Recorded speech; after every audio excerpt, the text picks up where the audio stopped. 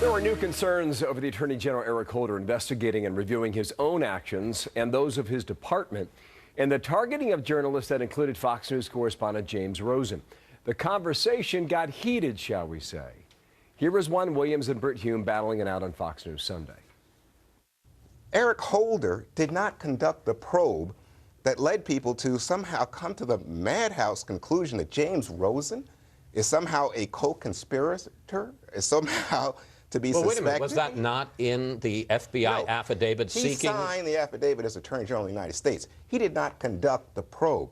So the question is, how do you go at something so that you would come to the conclusion that a working reporter with a long-standing, excellent career in Washington is somehow now involved in espionage? That's the question. Well, but the problem is that it went to Holder, and he okayed it. He okayed the work of his investigators, and so now, as the Attorney General... You're saying he's not ultimately responsible as the head man of the Justice Department, that's why he's personally signed off on this? That's what he signed off on. The question is to go back and look at the work of the investigators. I understand that, but how can he, if he signed off on it, how can he investigate it? Because now is an opportunity, and he's the exact right person as Attorney General of the United States to see what prosecutors did and how they came to this conclusion. Well, wasn't he supposed to see all that before he signed off on the affidavit? You can't see everything. You should hear what they talk about during the commercial break.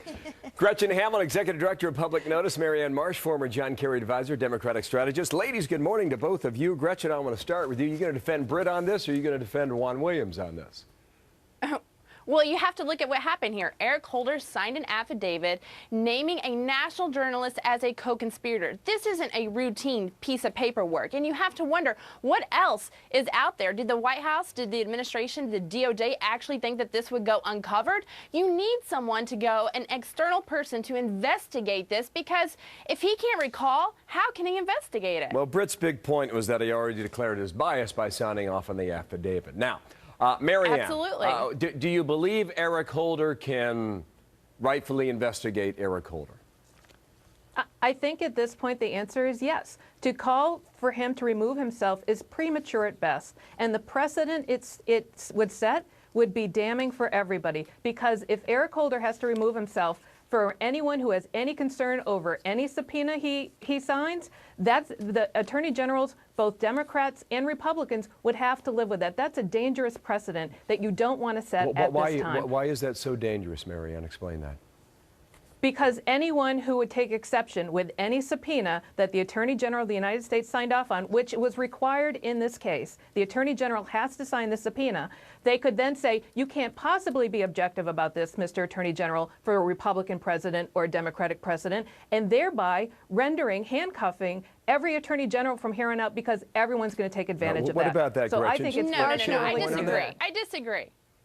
I mean, they should be held accountable. This goes far beyond, whether he signed it and setting precedent. This is about a government that has gone too far and needs to be reined in. This is a government that has done things with the IRS, that has threatened the Associated Press, our freedom of speech, CBS News. This needs to be investigated by someone who is unbiased, outside, because this goes beyond incompetence. This goes to a heart of a matter that we need to be able to hold the administration and hold our government accountable. Marianne, That's what this is about, and we should be able to hold the point you're making, Marianne, is that you're not opposed to it at some point, but right now don't do it. Well, it's possible. I mean, right today, I don't think it's necessary at all. You have countless congressional committees investigating Attorney General Holder in this entire matter. So if Gretchen's saying that that Congressman Issa and all the committees investigating him are incapable of holding the Attorney General accountable, I think that would be news to them. So let the process work. Let the Attorney General hang on do one his second, investigation. Gretchen. Finish your point, Marianne. Let the congressional committees do their investigation. Let's see where this all comes out, because remember, when the Attorney General appears before Congressman Issa and others, he is under oath. That's being held accountable. Okay, Gretchen, I'll give you the last word.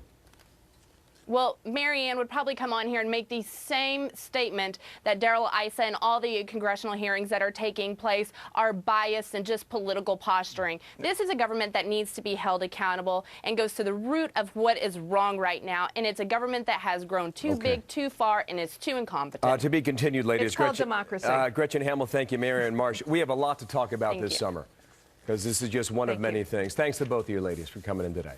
Martha.